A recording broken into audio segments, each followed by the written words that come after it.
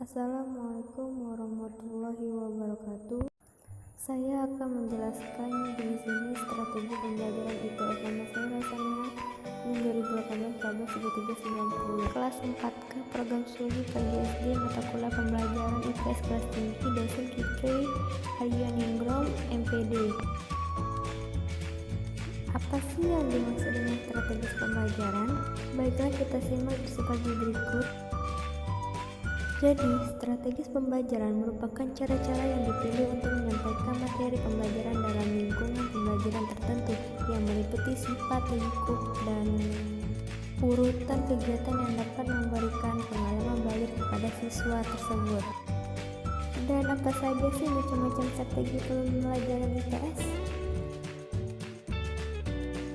Jadi, macam-macam strategi dibagi menjadi dua, strategi deduktif dan induktif, dan eksplorasi langsung dan belajar tuntas. Dengan strategi pembelajaran deduktif, pembelajaran dimulai dengan prinsip yang diketahui ke prinsip yang tidak diketahui. Maka dengan strategi pembelajaran induktif, pembelajaran dimulai dengan prinsip-prinsip yang tidak diketahui ke prinsip-prinsip yang diketahui. Setelah itu, strategi ekspositori langsung dan belajar tuntas ada 9. Yang pertama pembelajaran langsung, yang kedua pembelajaran eksplisit, yang ketiga pembelajaran tuntas, yang keempat ceramah dan demonstrasi, 5 pertanyaan-pertanyaan dari presentasi, yang 6 presentasi, 7 praktik dan latihan atau drill, yang kelima review, dan 9 diskusi secara keseluruhan. Yang pertama, pembelajaran langsung memiliki 4 komponen. A. Penonton tunjunan jelas. B. Pembelajaran dipimpin guru. C. Mentoring hasil belajar yang cermat. Dan D. Metode organisasi dan pengelolaan kelas tersebut. Jadi pembelajaran langsung efektif karena didasarkan pada prinsip-prinsip belajar behavioristik seperti menarik perhatian pembelajaran, penguat respon pembelajaran, menyediakan balik korektif, dan melakukan respon-respon yang betul. Kedua, pembelajaran eksplisit menuntut guru untuk memberi perhatian kepada pembelajar, memberi penguat atau respon yang menyediakan balikan kepada pembelajar tentang kemajuan dan meningkatkan jumlah waktu yang digunakan pembelajar untuk mempelajari materi tersebut. Yang ketiga, pembelajaran tuntas merupakan pendekatan pembelajaran individual yang menggunakan kurikulum terstruktur yang dipercayai ke dalam serangkaian pengetahuan dan keterampilan-keterampilan kecil yang dipelajari.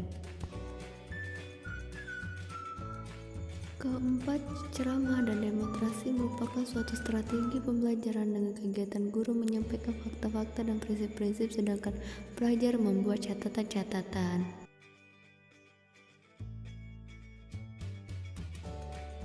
Kelima, apabila guru menggunakan pertanyaan pertimbangan, tingkat pertanyaan dan penggunaan pertanyaan konvergen dan divergen, jenis pertanyaan dan cara penyusunan pertanyaan. 6. Resitasi termasuk pertanyaan guru secara lisan tentang materi yang telah dipelajari. 7. Praktik diharapkan untuk konsolidasi, kualifikasi, dan menekankan pada materi yang dipelajari. Latihan atau drill termasuk pengulangan informasi pada topik tertentu sampai benar-benar dicampurkan dalam pikiran pembelajaran.